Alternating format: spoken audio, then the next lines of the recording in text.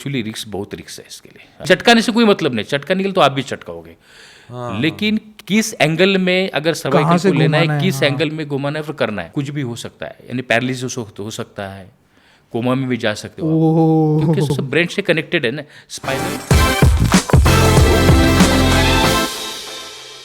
हम ये पारंपरिक पद्धति से करते आ रहे हैं। जैसे मेरे पिताजी करते थे, गांव में बोलते उसको हड वैद्य, उसी को अभी ये जो है कायरोपैटिक नाम से अभी फेमस हो चुका है। गांव में क्या बोलते थे? हड वैद्य, हड वैद्य, हार्ड वैद्य, हड वैद्य। ओके, हार्ड इज बोन सेटर बोलते हैं उसको, बोन सेटर, हार्ड वैद्य, बोन सेटर। अच्छा, उसका भी नया नाम है कायरोप्रैक्टर। कायरोपैटिक एक्चुअली अभी वो फेमस हो गया कायरोपैटिक, जो पहले किसी को पता नहीं था एक्चुअली। हाँ, एक्चुअली विदेश में ज़्यादा इसको डिमांड है कायरोपैटिक। हाँ, अपने इंडिया में तो अभी तो इसकी काउंसिल कुछ बनी नहीं है, बट वहाँ पे सब है। तो हमने एक्चुअली ऑस्टियोपैथी जापान से किया है और कायरोपैटिक यूके से किया हुआ है। अच्छा, तो इसमें फर्क क्या रहता है? मतलब अगर एक्यूपंक्चर आप पकड़ लो, ऑस्टियोपैथी पकड़ लो, या तो फिर आप ये देख लो कि कायरोप्रैक्टर पकड़ लो, तो इसमें फर्क क्या है? क्योंकि सब तो नेचुरोथेरेपी ही है। फर्क क्या होता है कि ये जो चीज़ है ना, ऑस्टियोपैथी यानी उसको में क्रैकिंग नहीं कर सकते अपन, खाली ओनली जो अपन जहाँ प्रॉब्लम है उसको फील करके, जहाँ समझा सर्वाइकल का प्रॉब्लम है तो उसको अपन किस वर्टिब्रा में प्रॉब्लम है, सर्वाइकल में, C5 में, C6 में या तो 1 में, वो वहाँ देख के फिर हम लोग वहाँ पे मैनिपुलेट करते हैं। उसमें चटका नहीं जाता है, उसमें आवाज़ नहीं आएगा, आवाज़ नहीं आएगा, क्रैकिंग नहीं करेंगे। और कायरो में क्या करेंगे हम लोग, वहाँ प्रॉब्लम वहाँ पे जाके क्रैक करेंगे, हाँ, एडजस्टमेंट करेंगे, तो उसका आवाज आएगा। हाँ, उसको होते हैं ऑस्टियोपैथी। अच्छा, पर कायरोपैटिक। और जो ऑस्टियोपैथी जो होता है उसमें क्रैकिंग नहीं कर सकते, ओनली मैनिपुलेशन करेंगे। जिस तरह से वो ट्रिगर जहाँ बने हुए पॉइंट्स उसको रिलीज करना, उसको बोलते हैं ऑस्टियोपैथी। और वो चटकाने वाला ना वीडियोस पहले आना शुरू हुए, मतलब इंडिया में मैं बोल रहा हूँ कि पहले वीडियोस आना शुरू हुए, आई थिंक 2015 से या 16 से वीडियोस आना शुरू हुए। अच्छा, because it was a very new thing कि ठाक ठाक करके आवाज आ रहा है, तो उतना डर भी लगता था जब वो गले का, जब सर का आप लोग करते हो ना, ठाक करके आवाज आता है। तो मेरे को पूछना था उसमें रिस्क कितना है, कुछ है? एक्चुअली रिस्क बहुत रिस्क है इसके लिए। अभी जो एक्चुअली नया आदमी तो 6 महीने से साल भर से करे तो वो करेक्ट नहीं कर सकता है। अभी 14-15 साल से जो हम लोग जो कर रहे हैं, अगर कोई एक्सरे रिपोर्ट भी नहीं लाएगा, MRI नहीं लाएंगे, तो भी हम उसको ट्रीट कर सकते हैं। कर सकते नया रहेगा तो उसको उतना नॉलेज नहीं, प्रॉब्लम उसको पता नहीं चलेगा कहाँ प्रॉब्लम। खाली चटकाने से कोई मतलब नहीं, चटकाने के लिए तो आप भी चटकाओगे, लेकिन किस एंगल में अगर सर्वाइकल को लेना है, किस एंगल में घुमाना है, फिर करना है, कुछ भी हो सकता है। यानी पैरालिसिस हो सकता है, कोमा में भी जा सकते हो आप, क्योंकि सब ब्रेन से कनेक्टेड है ना। स्पाइनल कोड यानी अपना दूसरा ब्रेन है, तो उसके साथ खेलना, तो उसके लिए उतना नॉलेज भी होना जरूरी है। मतलब आप बोल रहे हो कायरोप्रैक्टिक अगर कोई नया बंदा कर रहा है तो रिस्क है? रिस्क है, उसको पता होना चाहिए ना। अभी सर्वाइकल है, अभी सर्वाइकल में 7 वर्टिब्रा होते हैं, थोरेसिक में 12 वर्टिब्रा होते हैं, लंबर में 5 वर्टिब्रा होते हैं, फिर 5 सैक्रम होते हैं। वो सब नॉलेज होना जरूरी है। वो खाली चटकाना तो कोई भी चटकाएगा, लेकिन मतलब नहीं उसे चटका के। अगर सर्वाइकल का प्रॉब्लम है तो उसको कहा किस एंगल में, सर्वाइकल में कौन सा वर्टिब्रा में प्रॉब्लम है। अगर C5 C6 में है, आपको यहाँ पे अगर डिस्क बल्ज यानी थोड़ा डिस्क बाहर आ चुका है, तो आपके हाथ में पेन आना शुरू हो जाएगा। फिर उसको एडजस्ट करना है, तो वही एरिया में उसी स्पेसिफिक एंगल में लेके उसको एडजस्ट करना पड़ेगा।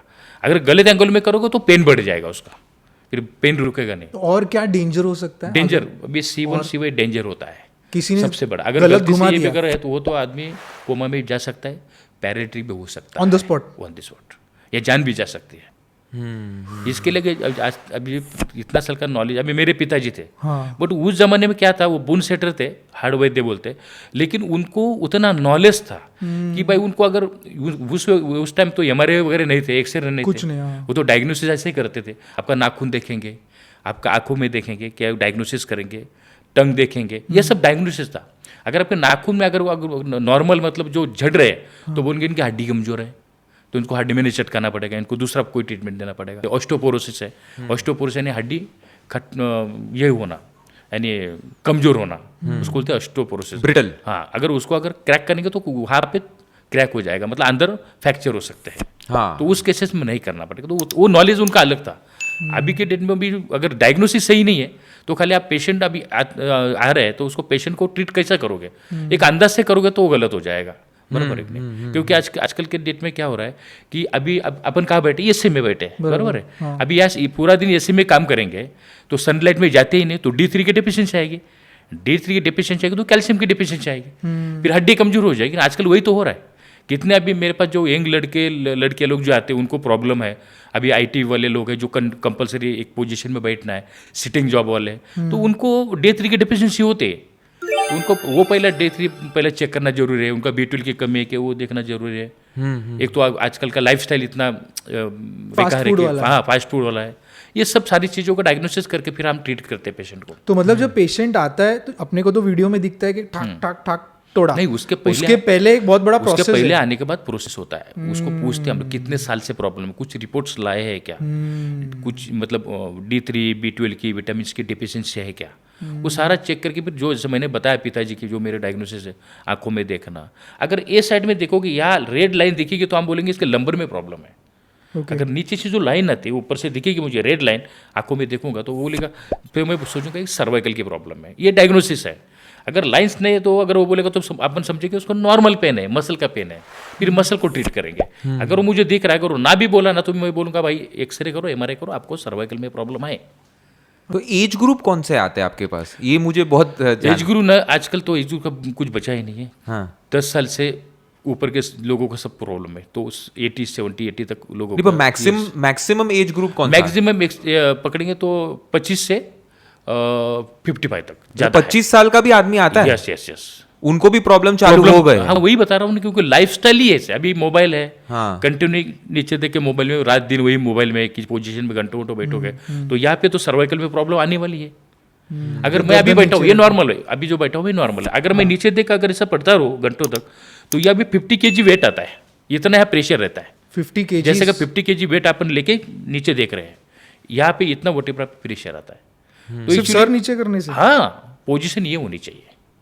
पर ऐसे मोबाइल देखना हाँ, अनकंफर्टेबल हो जाएगा। हाँ, जो भी है भाई करना तो पड़ेगा। बॉडी के लिए कंफर्टेबल है बट क्योंकि अभी सिटिंग जॉब वाली जितने बैठे उनको बोलते भाई आपका टेबल का हाइट बढ़ा दो, एडजस्ट करो, क्योंकि सामने देख के आपको करना है, नीचे देखो तो मत करो।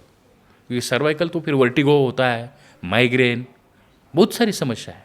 हाँ, करेक्ट। तो is it a permanent solution और is it a temporary solution? वही मैं बता रहा हूँ, अच्छा सवाल पूछा।